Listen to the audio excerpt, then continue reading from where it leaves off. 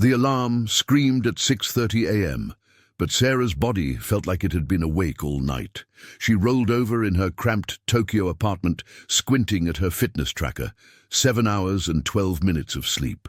On paper, it looked adequate.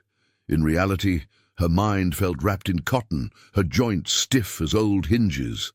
At 35, she'd tried everything the wellness industry promised.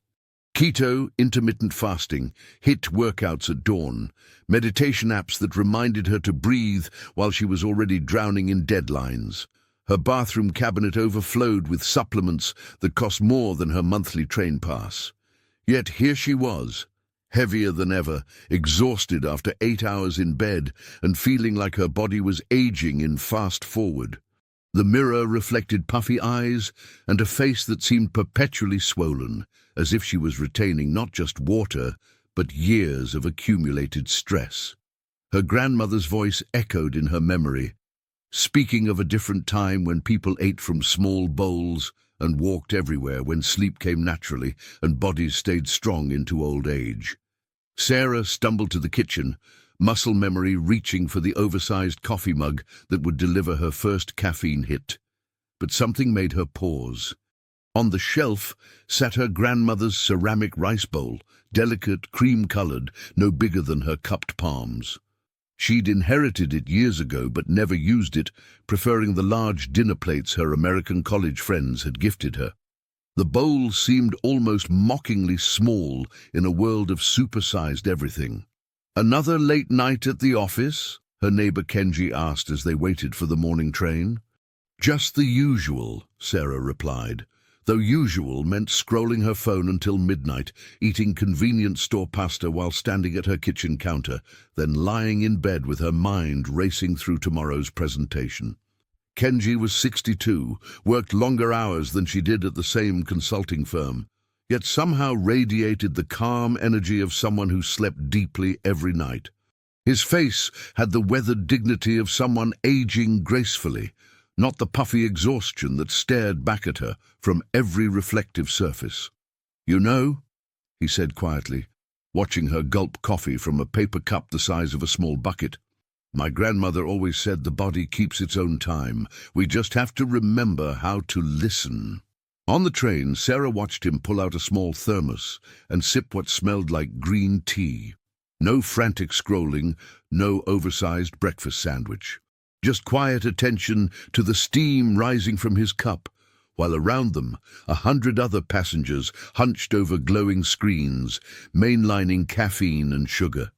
Sarah's phone buzzed with a notification from her calorie tracking app, reminding her to log yesterday's food.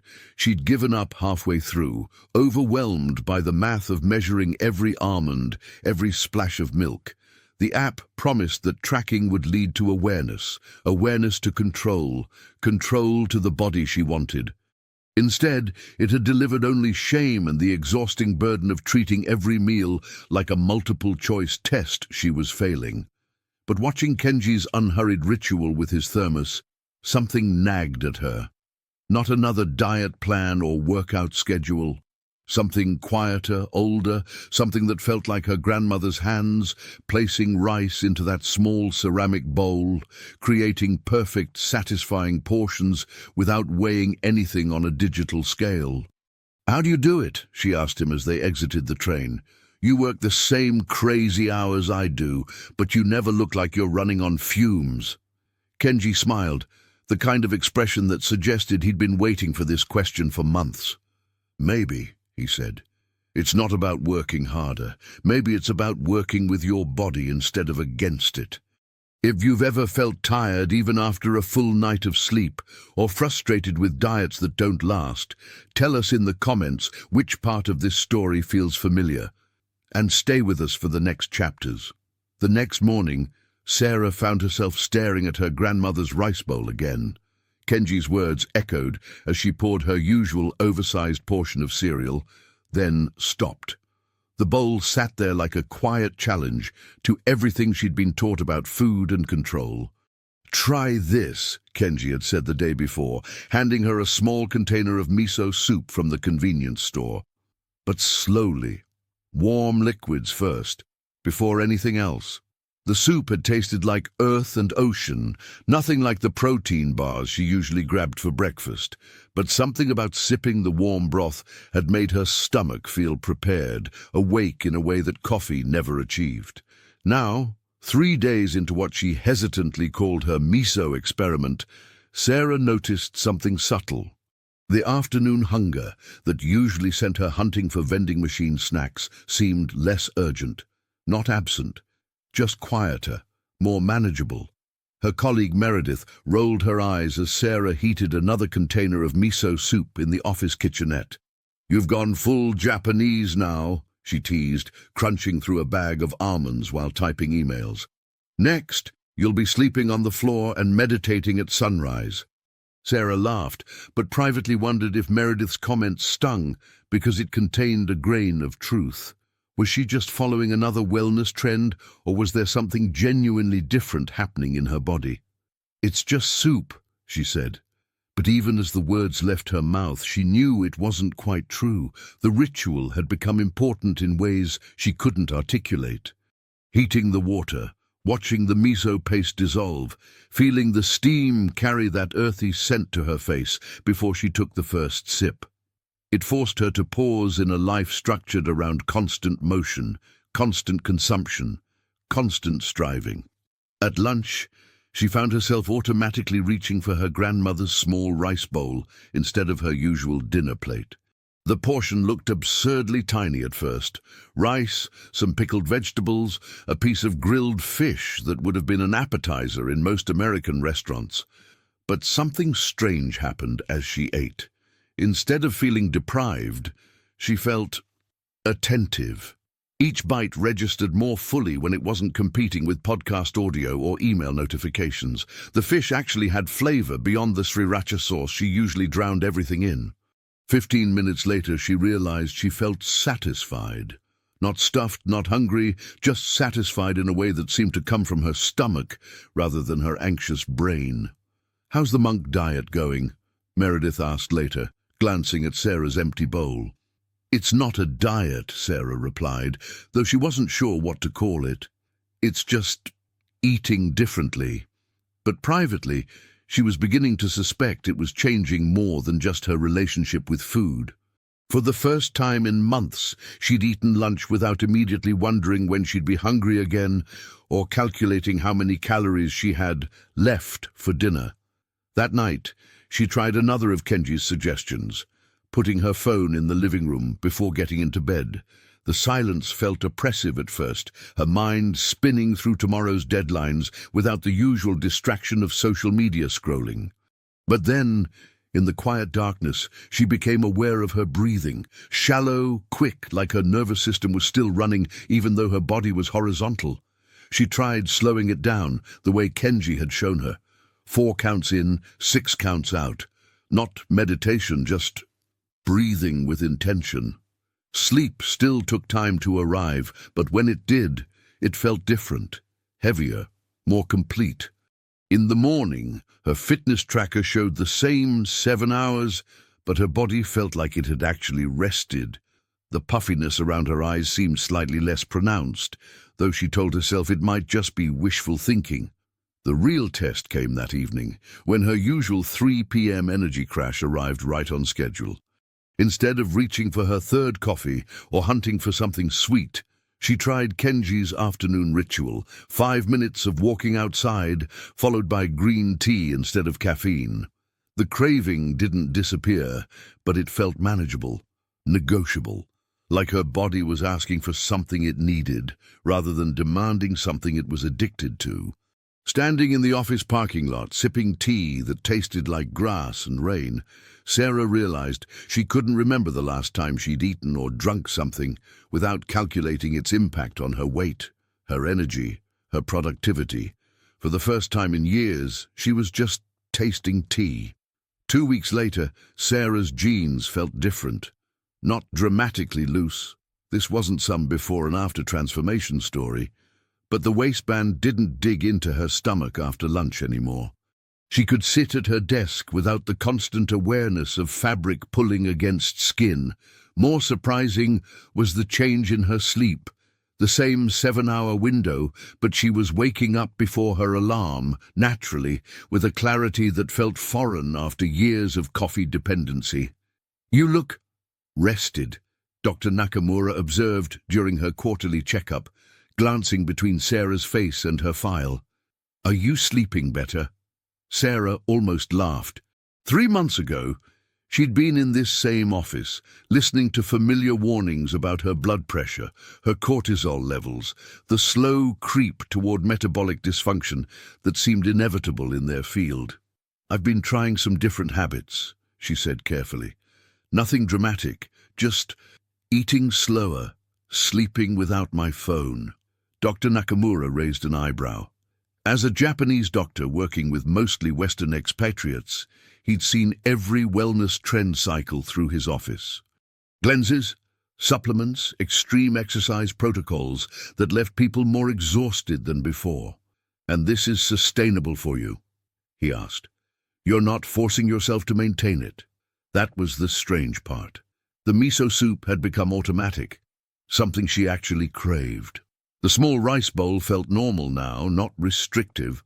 The phone-free bedroom had transformed from a nightly challenge into something she protected fiercely. "It doesn't feel like forcing," she admitted. "It feels like finally doing what my body actually wanted." But not everyone saw the changes as positive. Meredith had grown increasingly irritated with what she called Sarah's new lifestyle. "You never come to drinks anymore," she complained. "You order differently at restaurants. You're always going to bed early. It's like you've become this whole other person." The accusation stung because it contained truth. The Sarah who used to stay out until midnight, fueling herself on wine and appetizers, felt like someone she'd grown out of, rather than someone she'd lost. "I just feel better this way," Sarah tried to explain, but Meredith's expression suggested she was taking this personally. "Better than what? Than spending time with your friends? Than enjoying your life?"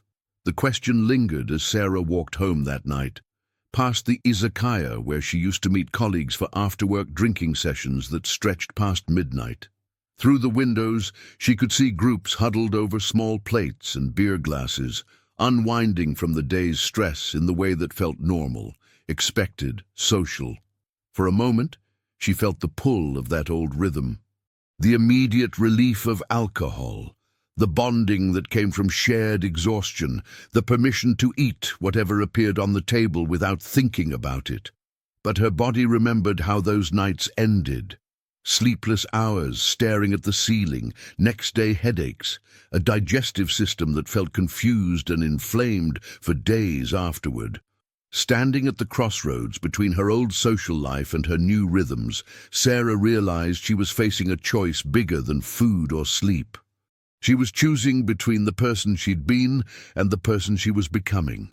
Kenji found her the next morning, sitting quietly on the train instead of scrolling through her phone. "You look thoughtful," he observed. "I think I'm losing some friends," she said. "Or they think they're losing me." He nodded slowly. "Change makes people uncomfortable. Even good change. It reminds them of choices they haven't made yet. But what if they're right? What if I'm becoming too rigid, too isolated?" Kenji considered this seriously. "Are you happier?" The question was simple, but the answer surprised her with its clarity. "Yes, but differently happy. Quieter happy."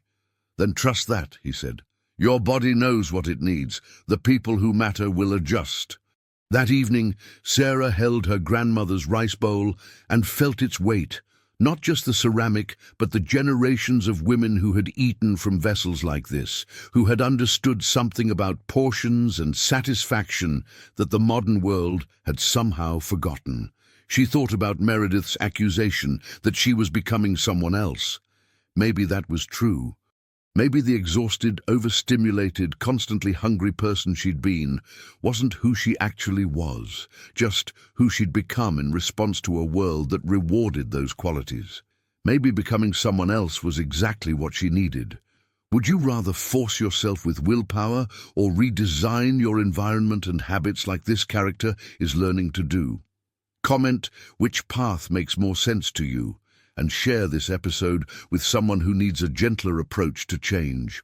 The real test came during Golden Week, when Sarah's company sent her to Osaka for a 3-day conference.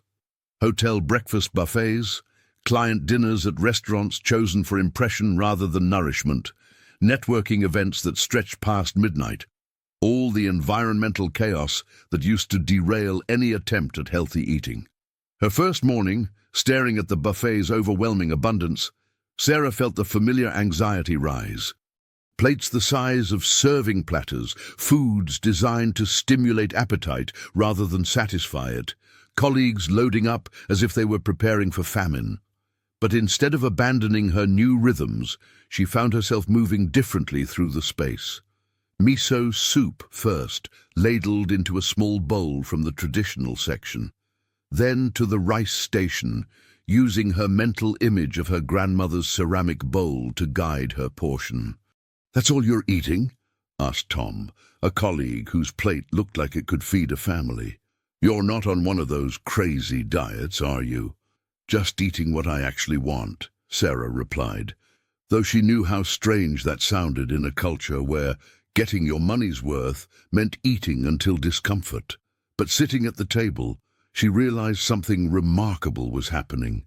While her colleagues spent the morning conference sessions fighting post-meal sluggishness, she felt alert, energized. Her stomach felt comfortable instead of distended. During the lunch break, she walked to a small park instead of joining the group at a nearby yakiniku restaurant. Not because she was avoiding them, but because her body was asking for movement and fresh air instead of more food and stimulation. The evening client dinner presented a bigger challenge. 7 courses at a high-end restaurant, alcohol flowing freely, business relationships that seemed to depend on enthusiastic participation in excess. Sarah found herself eating the first few bites of each course mindfully, then setting down her chopsticks. Not dramatically, not calling attention to it, just stopping when she felt satisfied. "Not hungry?" her client, Mr. Yamamoto, asked with concern. In Japanese business culture, not finishing food could be interpreted as rejection of hospitality. "Everything is delicious," she assured him. "I just eat smaller portions these days. Better for my energy." To her surprise, he nodded approvingly. "My wife says the same thing. American portions are too big for the body to process well." The conversation shifted to his mother's philosophy about eating until 80% full.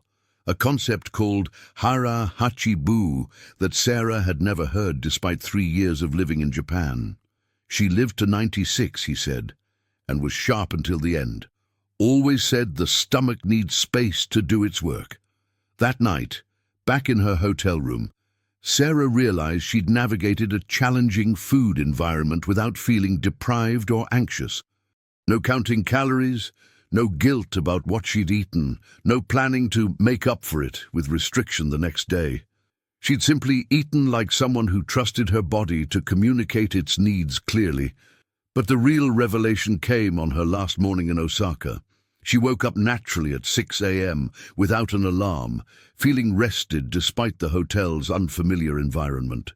Her face in the bathroom mirror looked different, not dramatically thinner, but less puffy, more defined. Like inflammation she hadn't even realized she was carrying had quietly receded. On the train back to Tokyo, she texted Kenji, "I think something fundamental is changing." His reply was simple. "Your nervous system is remembering how to rest." The phrase stuck with her as she watched the countryside blur past the window. For years, she'd thought of her body as something to control, to discipline, to override when it complained about her lifestyle choices. But what if it had just been asking for different conditions all along? What if the bloating, the insomnia, the constant hunger hadn't been personal failures, but reasonable responses to an unreasonable environment? Back in Tokyo, unpacking her suitcase, Sarah found herself moving differently through her apartment. Slower, more deliberately. She heated miso soup for dinner and ate it from her grandmother's bowl, feeling the ceramic's familiar weight in her hands. The bowl seemed less fragile now, less like a museum piece, and more like what it had always been, a tool designed by generations of women who understood something essential about nourishment that couldn't be measured in calories or macronutrients. As she rinsed the bowl and placed it carefully on her drying rack, Sarah realized she wasn't following Japanese habits anymore. She was following her body's wisdom, which had somehow remembered rhythms that predated diet culture, productivity obsession, and the chronic overstimulation that had become the background noise of modern life. Her phone buzzed with a text from Meredith. How was Osaka? Ready to celebrate surviving another business trip. The old Sarah would have agreed immediately, using alcohol and large portions to recover from the stress of travel. But sitting in her quiet kitchen, feeling genuinely satisfied from a simple meal, Sarah realized she didn't need to recover from anything. For the first time in years, she felt like she was exactly where she belonged.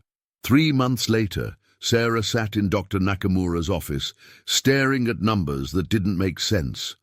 Her blood pressure had dropped 15 points. Her fasting glucose had shifted from borderline concerning to optimal. The inflammation markers that had been creeping upward for years were now well within normal range. These are significant improvements, Dr. Nakamura said, reviewing her chart. What have you changed? Sarah almost laughed at the simplicity of the question. What hadn't she changed? Yet somehow, none of it felt like change anymore. It felt like returning to something she'd forgotten she knew. I eat from smaller dishes, she said. I have miso soup before meals. I sleep without my phone. I walk after eating instead of sitting at my desk. Dr. Nakamura nodded slowly.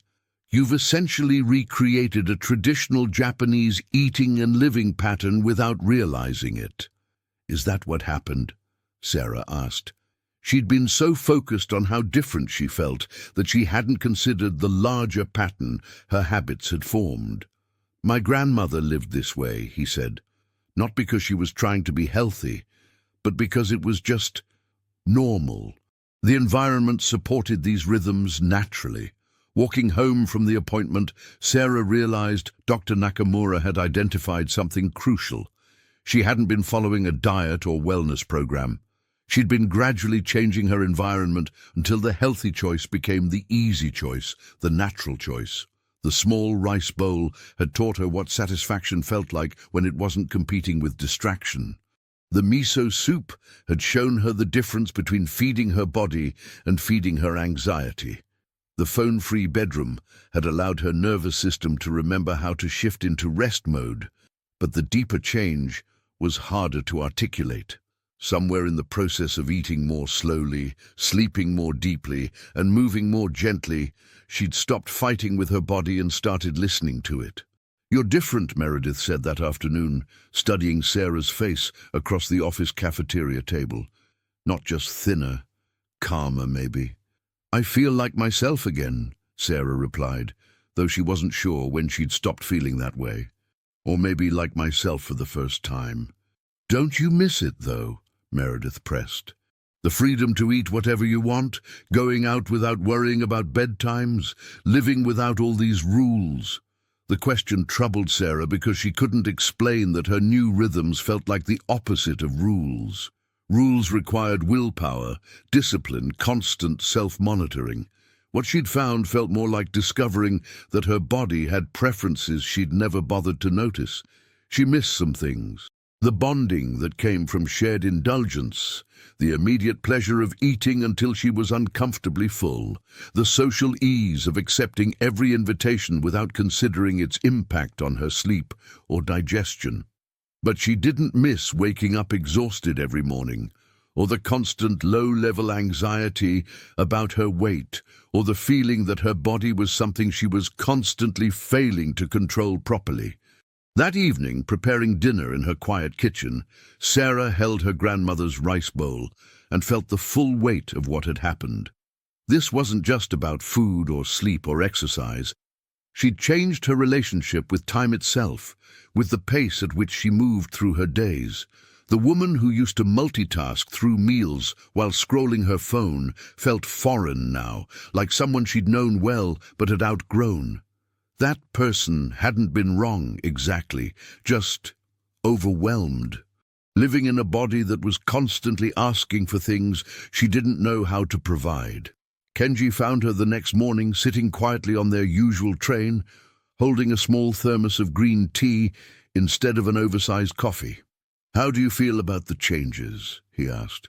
"Grateful," she said, surprising herself with the word, "but also sad sometimes, like I wasted so many years fighting instead of just listening." "The fighting wasn't waste," Kenji said gently. "It taught you the difference between forcing and allowing. Now you know what your body was asking for all along." Sarah nodded, watching Tokyo blur past the window. Her reflection looked back at her, clear-eyed, calm, present in a way that had nothing to do with weight loss or perfect eating, but everything to do with coming home to herself. The real secret, she realized, wasn't in any specific habit. It was in the radical act of treating her body like something worthy of attention, rather than something to be conquered. In a world that profited from her dissatisfaction with herself, simply learning to feel at home in her own skin felt quietly revolutionary. 1 year later, Sarah stood in her kitchen preparing dinner for her visiting sister Emma, who had arrived jet-lagged and stressed from a delayed flight. She watched Sarah heat miso soup, arrange small portions across multiple dishes, and move through the preparation with an unhurried grace that seemed to calm the space itself. "This is so different from how you used to cook," Emma observed, settling onto a cushion at the low table Sarah had bought to replace her bar-height dining set. "Remember when you used to eat standing up in front of the TV?" Sarah remembered that version of herself clearly, the woman who treated meals as fuel stops between obligations, who ate while working, driving, or scrolling, who measured success by how quickly she could consume calories and move on to the next task. "I was always rushing towards something," she said, ladling warm soup into small bowls. "But I never figured out what I was rushing toward." Emma sipped the miso soup skeptically, then paused, her expression shifting. "This is actually really good, and I feel like it's preparing my stomach for the other food instead of just filling space." They ate slowly, talking quietly as the evening light faded through Sarah's apartment windows. Emma noticed how naturally Sarah paused between bites, how she seemed to actually taste each element of the meal, rather than mechanically working through her plate. "Don't you get hungry, though?" Emma asked, looking at her small portion. "This seems like it would leave me wanting more." "I thought so too," Sarah said. "But somewhere along the way, I learned the difference between wanting more food and wanting more satisfaction. Most of the time when I thought I was still hungry, I was actually just eating too fast to notice I was full." Dr. Nakamura had used her case as an example in a recent lecture to medical students about lifestyle medicine. Her lab results told a story that supplements and restrictive diets had never achieved. Sustained weight loss without hunger, normalized blood sugar without medication, improved sleep quality without pharmaceutical intervention. But the numbers only captured part of the transformation. They couldn't measure how she moved through stressful days without frantically seeking comfort food, or how she slept through the night even when work pressures mounted, or how she'd learned to read her body's signals for rest, movement, and nourishment with the accuracy of someone fluent in a once foreign language. "I keep waiting for the other shoe to drop," she told Kenji during their morning commute, "for this to stop feeling natural and start feeling like work again." "Maybe," he said, "you've learned to live with your biology instead of against it. That doesn't require maintenance the way fighting does." Sarah nodded, understanding now what he meant when he'd talked about working with the body rather than forcing it. The habits that had once required conscious effort, the miso soup, the small portions, the phone-free bedroom, had become as automatic as breathing. More importantly, She'd learned to distinguish between genuine hunger and anxiety, between tiredness that required rest and restlessness that needed movement, between the satisfaction that came from nourishment and the temporary pleasure of overstimulation. Emma stayed for a week, gradually adapting to Sarah's rhythms without being asked. She found herself waking earlier and feeling more rested, eating smaller portions but feeling more satisfied, walking after meals instead of immediately reaching for dessert. "I feel like I'm on vacation," she said on her last morning. "But we're not doing anything special. We're just living at a different speed." "That's exactly it," Sarah replied. "I stopped trying to optimize my life and started trying to live it." After Emma left, Sarah sat in her quiet apartment, holding her grandmother's ceramic rice bowl. The dish that had once seemed impossibly small now felt perfectly proportioned, designed by people who understood that satisfaction had more to do with attention than quantity. She thought about the woman she'd been a year ago, exhausted, inflamed, constantly fighting with her own body's needs. That version of herself hadn't been weak or undisciplined. She'd simply been living in an environment that made healthy choices difficult and stressed choices inevitable. The transformation hadn't required superhuman willpower or dramatic sacrifice. It had required the radical act of designing a life that supported her body's natural rhythms rather than constantly undermining them. As evening settled over Tokyo, Sarah prepared her simple dinner, moving with the unhurried grace of someone who had learned that health wasn't a destination to reach, but a way of traveling through each day. The rice bowl reflected lamplight as she filled it, carrying forward generations of quiet wisdom about nourishment, satisfaction, and the patient art of caring for the body that carried her through the world. In a culture that promised transformation through force, she'd found it through gentleness. In a world that sold solutions, she'd discovered the answer in questions her body had been asking all along.